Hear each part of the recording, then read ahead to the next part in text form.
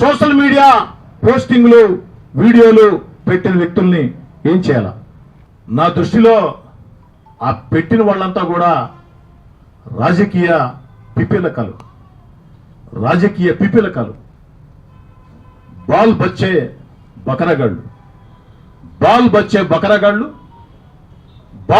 బకరగాళ్ళు, రాజకీయ పిపిలకులు.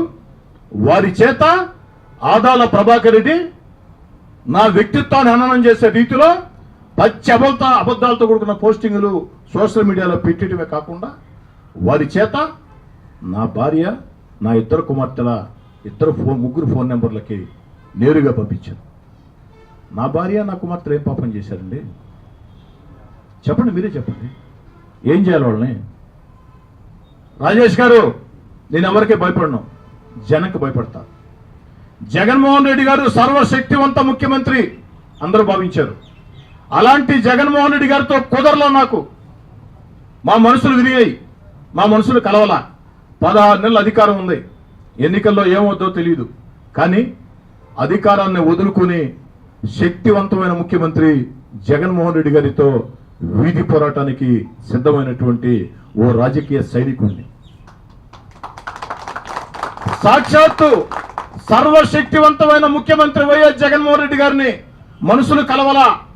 నేను ఆఖరి దాకా జగన్ గారితో ఉండి ఆఖరిలో మోసం చేయొచ్చు, అలా నాకు ఇష్టం లేదు. నేను ఎందుకు జగన్ గారిని మోసం చేయాలా? 16 నెలల అధికారాన్ని వదులుకొని ఎన్ని ఇబ్బందులు పడ్డానో, ఎన్ని కష్టాలు పడ్డానో, ఎన్ని నష్టాలు పడ్డానో, ఎన్ని కేసులు పెట్టించుకున్నానో ఈ జిల్లా ప్రజలందరికీ, రాష్ట్ర ప్రజలకు మొత్తం కూడా తెలుసు.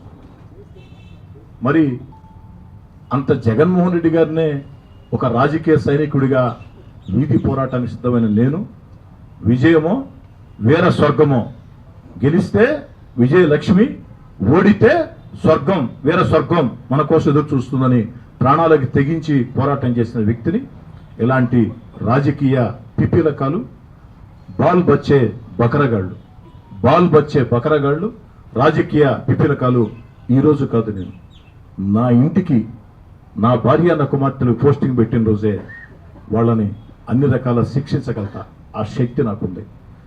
అధికారం లేకుంటే ఇళ్ల ముందు మనుషులు కనపడరు చాలా మంది నాయకులకి. అధికారం ఉన్నా లేకున్నా నా కోసం రక్తం ధారపోసే, నా కోసం ప్రాణం ఇచ్చే నా కార్యకర్తలు నాకున్నారు.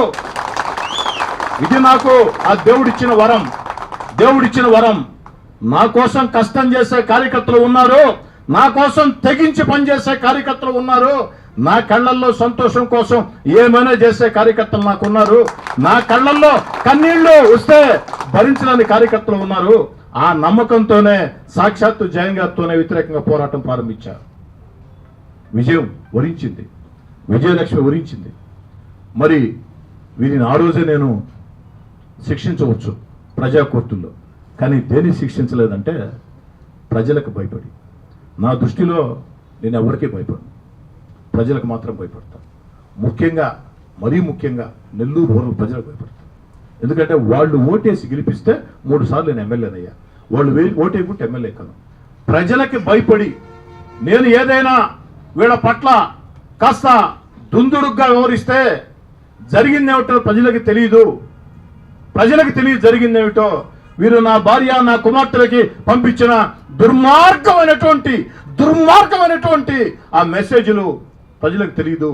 నేను చేసిన చర్యే ప్రజలకి దుందుడుగా భావిస్తారని నెల్లూరు రూరల్ ప్రజలకు భయపడి ఈ రాజకీయ పిపిలకాలని, బాల్ బచ్చే బకరాగాళ్ళని వదిలేని తప్ప ఆ రోజే అధికారం లేని వేళ, ఆ రోజే వీళ్ళంతూ చూడాలంటే నాకు పెద్ద సమస్య కాదు రాజేష్ గారు. దేవుడు నాకు ఆ శక్తి ఇచ్చాడు, ఆ ధైర్యం ఇచ్చాడు, కార్యకర్తల బలగాన్ని ఇచ్చాడు. కేవలం నెల్లూరు రూరల్ ప్రజలకు భయపడి వారి జోలికి కూడా వెళ్ళాలి. కానీ ప్రజలు మాత్రం నా నమ్మకాన్ని నిజం చేశారు, స్పష్టంగా తిరిగిపోయించారు.